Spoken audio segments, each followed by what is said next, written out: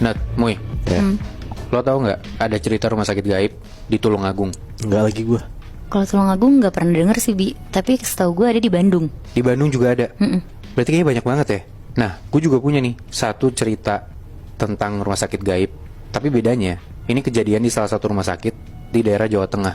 Oh. Jadi, ini ceritanya tuh belasan tahun lalu. Di suatu malam, ada seorang bapak-bapak yang dia tuh mau nemenin istrinya lahiran. Kita sebut aja namanya Pak Eka sama Bu Eka ya.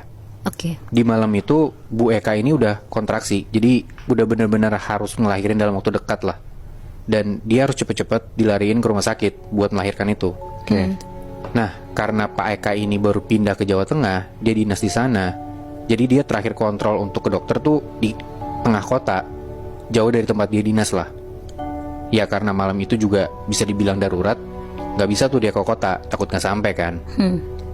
Akhirnya si Pak Eka ini nanya tuh ke beberapa warga sambil nyetir tuh, tapi nggak ada rumah sakit di dekat situ. Ya ada satu rumah sakit, cuman udah nggak beroperasi rumah sakitnya di daerah tempat dia itu. Pak Eka nyetir pakai mobil sambil bawa istrinya yang udah kesakitan. Dia cari-cari warga sekitar. Udah rada sepi juga karena itu udah sekitar jam 10-an malam. Mereka keluar dari rumah. Oke. Nah, sampailah setelah udah nyetir-nyetir lama, Pak Eka nyampe di depan rumah sakit yang udah tutup ini. Yang emang dia juga udah tahu ini rumah sakit tutup gitu. Kata warga juga udah pada tutup. Maksudnya udah nggak beroperasi lah gitu rumah Iya. sakitnya. Tapi bangunannya masih ada. Bangunannya masih ada Oh. dan udah kelihatan kumuh banget. Pas Pak Eka sampai di depan rumah sakit yang udah tutup ini, dia ngeliat ke kiri ke arah si rumah sakit itu. Ya harusnya rumah sakit tutup, rumah sakit nggak beroperasi, udah kosong kan. Nah Pak Eka ini ngeliat di malam itu di depan rumah sakit ini tuh kayak ada satu mobil parkir dan ada beberapa motor di sana. Oh. Dari jauh juga nggak kelihatan ada orang sama sekali. Sempet mikir tuh dia, apa mungkin masih beroperasi kali ya?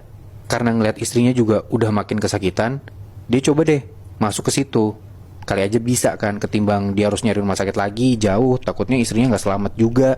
Nyampe kota juga soalnya dia pikir, kayaknya istri gue nggak bakal selamat nih kalau sampai kota. Takutnya istrinya dia kenapa-napa, bayinya dia juga kenapa-napa kan gitu. Iya. Ya udah, parkir tuh Pak Eka di depan rumah sakit ini. Dia gendong istrinya ke dalam. Ternyata di dalam rumah sakit itu ada beberapa tenaga kesehatan, Nat, Muy. Entah itu dokter atau bukan, Pak Eka juga nggak ngerti.